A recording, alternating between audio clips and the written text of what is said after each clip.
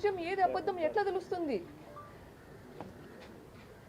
ఇట్లా మళ్ళీ మళ్ళీ జరగకూడదు అంటే గన తప్పు చేసిన వాళ్ళకి శిక్ష పడాల్సిందే కదా.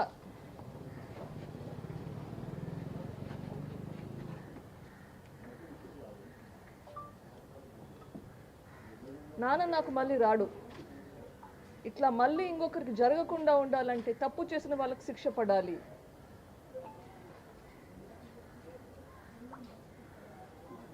ఇది ప్రజలు మళ్ళీ కొంచెం శాంతి భద్రతలు రావాలి అంటే పులివెందులకి కడపకి ప్రజలు ఆలోచించాలి. ప్రజలు ఆలోచించి దయచేసి నిజమేదో బయటకు వచ్చేలా చేయండి. అందరూ అక్యూస్డ్ కానీ అందరూ బయట ఉంటారు, తిరుగుతుంటారు. ఇది న్యాయమా? ఇంకా ఎన్ని రోజులు పోరాడాలి?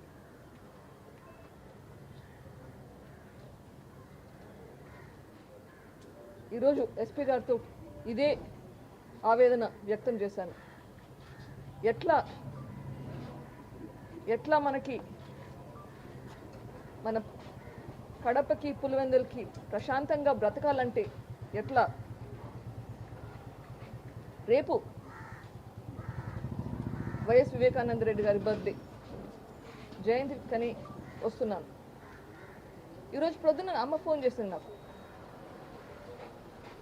భయపడుతుంది. పాప నువ్వు ఇక్కడ రావద్దు, ఇక్కడ గొడవలు జరుగుతున్నాయి, నీకేమన్నా అవుతుందేమో అని భయం వేస్తుంది. న్యాయం కోసం పోరాడేటప్పుడు భయపడాలనా? తప్పు చేస్తే భయపడాలనా? ఎట్లా ఉండాలి?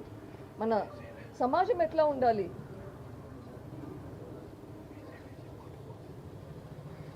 న్యాయం కోసం పోరాడేదానికి పక్కన సెక్యూరిటీ పెట్టుకొని తిరగాలనా?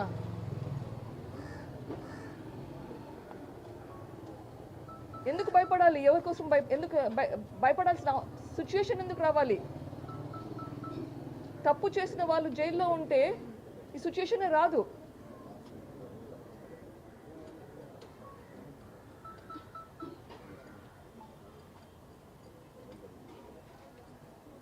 ఏదో ఒక రోజు ఖచ్చితంగా న్యాయం జరుగుతుంది.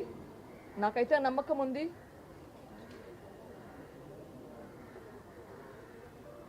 I request everyone's support in this.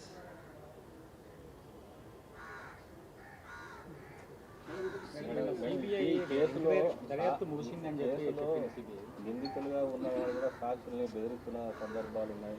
నిన్న దేవిరెడ్డి శివశంకర్ రెడ్డి, భాస్కర్ రెడ్డి కూడా టీడీపీ విశ్వనాథ్ రెడ్డిని ఫోన్ చేసి బెదిరించారు.